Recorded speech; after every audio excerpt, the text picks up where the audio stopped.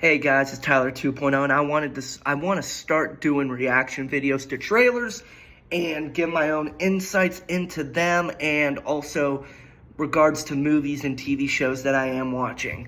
And the first one that I want to do is on a series that will be coming out January 26th. It's a limited series, which means it's going to have a beginning, middle, and end, which is great.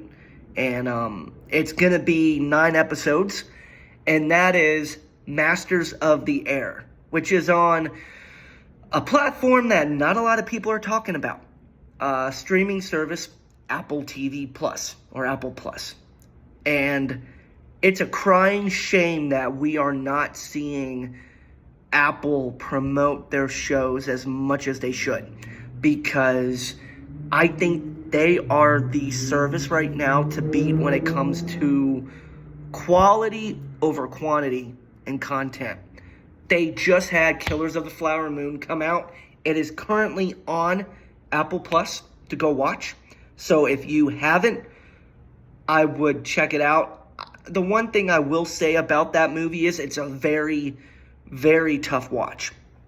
Subject matter is not sunshine and rainbows by any means. And it's dark. It's dark, and it can be triggering.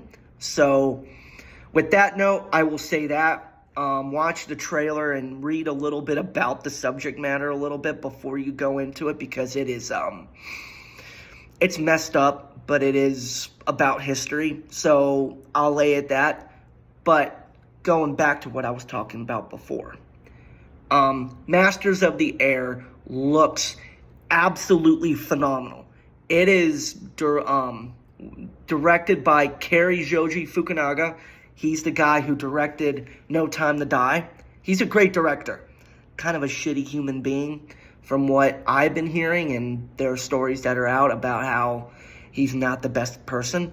But then there are other directors too that directed episodes of this show, including Anna Boden, who, I forget the other guy's name, but they teamed up and they directed Captain Marvel.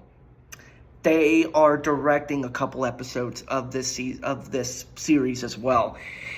And here's the thing. So I'll give you a little bit of like a laydown of what Masters of the Air is about. It is set in World War II in the European theater, which is Europe. It's where Allied forces, Great Britain, U.S., French, where we drove back the Nazis who basically overtook Europe in 1939, starting with Poland.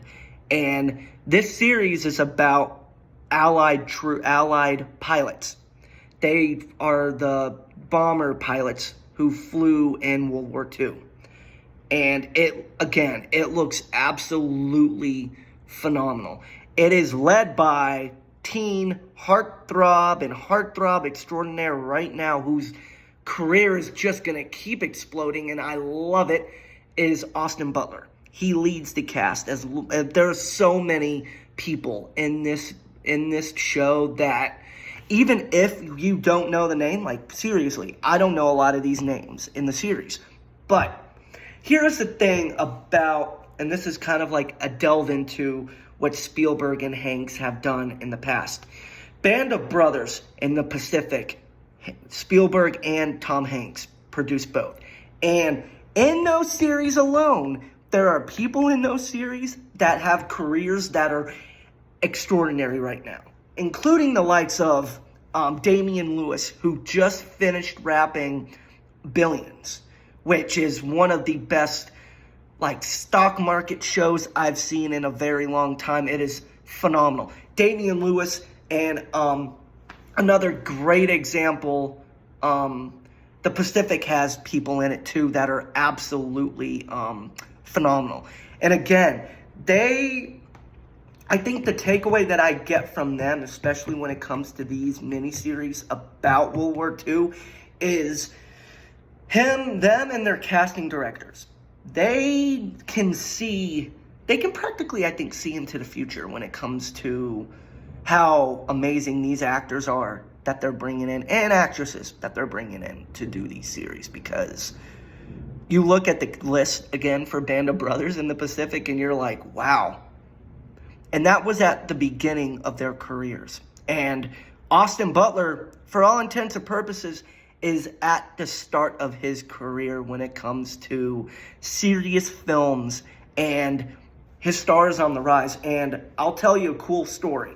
I have heard people that have met Butler in person, and he is, from all intents and purposes, the nicest person, the most respectful person on set. So I love to hear that, and I will always support Austin Butler because he seems like a good guy, and he's a good actor. And I think there's going to be a lot of good things to chew on when it comes to Masters of the Air.